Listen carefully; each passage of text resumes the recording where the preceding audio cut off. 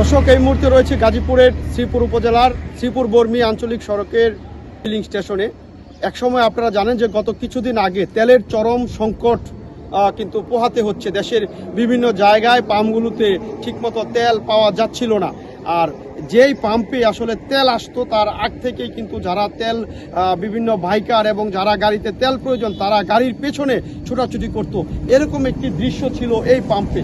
আমার পাশে দেখেন এখানে বাঁশ দিয়ে ব্যারিকেড দেওয়া রয়েছে এবং এটার ভিতর দিয়ে কিন্তু বাইকারদের আসলে তেল নিয়ে যেতে হতো। এবং তেল একটি পাম্পে প্রায় 3 থেকে 5,000-6,000 লিটার তেল যখন একটি পাম্পে আসতো, ঠিক এই তেলগুলা 1 থেকে 3 ঘন্টার ভিতরে 2-3 ঘন্টার ভিতরে কিন্তু এই সমস্ত তেল শেষ হয়ে যেত। আজকে কিন্তু সেই তেলের সংকট নেই, দেশে কিন্তু তেলের সংকট কেটে গিয়েছে।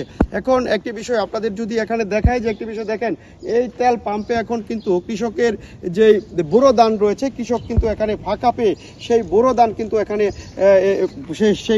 কিন্তু এখানে চাষ করা হচ্ছে।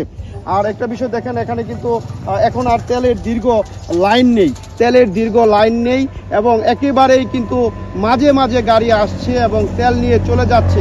অকটেন, পেট্রোল, ডিজেল সব কিন্তু এখানে মোটামুটি মজুত রয়েছে। দেখেন একটি গাড়ি দাঁড়িয়ে রয়েছে বিদ্যুৎ, কিছুক্ষণের ভিতরে সেই গাড়ি কিন্তু তেল নিয়ে চলে যাবে। পাশাপাশি যে স্থানীয় যারা রয়েছেন তারা কিন্তু এখানে যেই কৃষক রয়েছেন তারা কিন্তু উঁচু জায়গায়, আসলে বেশ কিছুদিন যাবৎ বৃষ্টি হচ্ছিল, আর এই বৃষ্টির কারণে কিন্তু বাড়ির আশেপাশে সব যে উঁচু জায়গা রয়েছে সেই নিচু জায়গা সেগুলো কিন্তু পানি রয়েছে।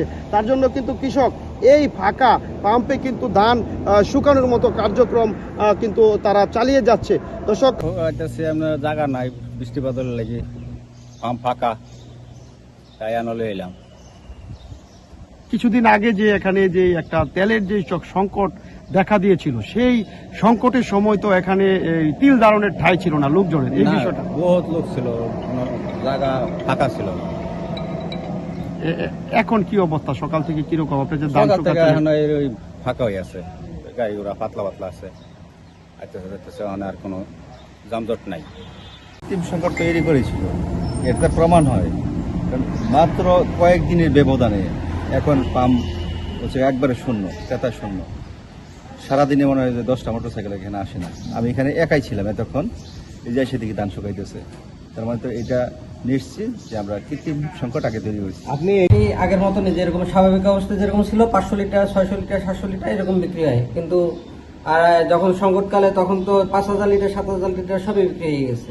এটাই আপনারা তো কাস্টমারকে কন্ট্রোল করতে একটু হিমশিম ওই সময়। হ্যাঁ, তখন তো কাস্টমারদের সাথে অনেক ঝামেলা হয়েছে, হিমশিম। তেল যা তাদের চাহিদা মতো দেওয়ার চেষ্টা করছে, কিন্তু তারা পায়নি, শেষ হয়ে গেছে অনেক সময়। আপনার ধারণা কি যেভাবে হঠাৎ করে সব স্বাভাবিক হয়ে যাওয়ার পেছনে কি কোনো কৃত্রিম সংকট ছিল কিনা? সেটা তো বলতে পারবো না। এটা তো আমরা জানি যে যুদ্ধের পরিপ্রেক্ষিতেই এরকম সংকট হয়েছে। এখন এটা স্বাভাবিক সামনে অবস্থায় হবে না হবে, আরো কি হয় তা বলতে পারি না। এখনো তো যুদ্ধ চলমান, যুদ্ধ কি বন্ধ হয়ে গেছে? যুদ্ধ তো স্থগিত করছে না, স্থগিত আছে।